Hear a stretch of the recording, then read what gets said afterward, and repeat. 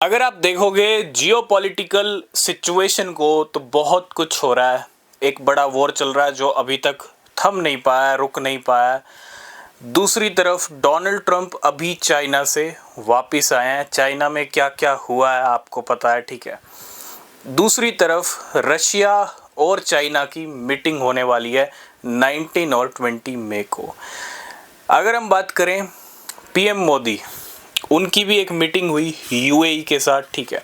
कल वो यूएई के दौरे पर थे और वहाँ पे क्या क्या डील्स हुई हैं आपको पता है। एलएनजी को लेके, एलपीजी को लेके, ठीक है, सीएनजी को लेके बहुत सारी डील्स हुई हैं। तो कहने का मतलब ये है, ग्लोबली अगर आप देखोगे एक तरह से ना उथल पुथल चल रही है और अभी तक इसका कोई सॉलिड सॉल्यूशन निकला नहीं है। जब तक ईरान का वॉर थमेगा नहीं, ईरान और अमेरिका का वॉर थमेगा नहीं, तब तक कुछ भी नहीं होने वाला है। तो कोई भी फाइनेंशियल एडवाइस नहीं है। अगर आप किसी भी क्रिप्टो में इन्वेस्ट कर रहे हो, बिना रिसर्च के कुछ भी मत करना।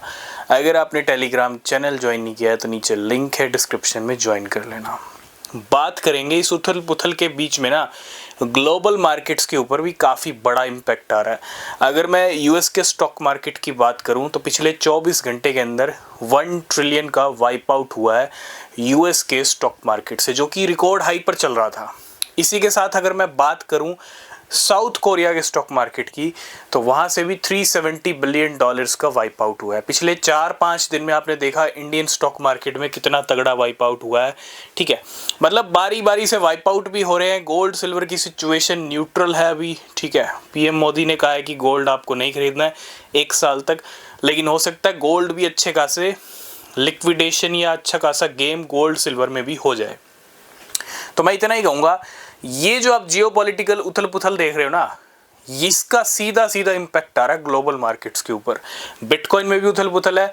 क्यों? बिटकॉइन का प्राइस भी $78,000 पे वापस आ गया। पहले भी 78 पे आए थे, 82 पे वापस चले गए थे, वापस आ गए 78 पे। और फिर से अगर मैं क्रिप्टो मार्केट की बात करूं तो $623 मिलियन के लिक्विडेशन हुआ है। तो काफ़ी ज़्यादा वॉलेटिलिटी है, काफ़ी ज़्यादा उथल पुथल है। मैं थोड़ा सा यही कहूँगा, आपको इंतज़ार करना पड़ेगा। क्लैरिटी एक्ट को लेके कोई बड़ा डिसीजन होता है और ये सबसे ज़रूरी जो एक सिचुएशन ऐसी बनी हुई है, क्योंकि इसकी वजह से बहुत कुछ हो रहा है। अगर मैं इंडियन रुपये की बात करूं तो इस टाइम पे ऑल टाइम लो पे चल रहा है, 96 के पार पहुंच चुका है। जी हाँ, 96। $1 की अगर हम कीमत की बात करें तो आप 96 इंडियन रुपी। और ये सब हो क्यों रहा है? ये सब इसीलिए ही हो रहा है, ठीक है। जो भी हो रहा है ये सब इस वॉर का इम्पैक्ट आ रहा है और इस वॉर का अब रुकना बहुत ज़्यादा ज़रूरी है मार्केट्स के लिए। रास्ता साफ हो जाएगा। क्लैरिटी एक तो एक अच्छा डिसीजन है ही क्रिप्टो के लिए, लेकिन रास्ता साफ हो जाएगा अगर ये वॉर एंड हो जाता है।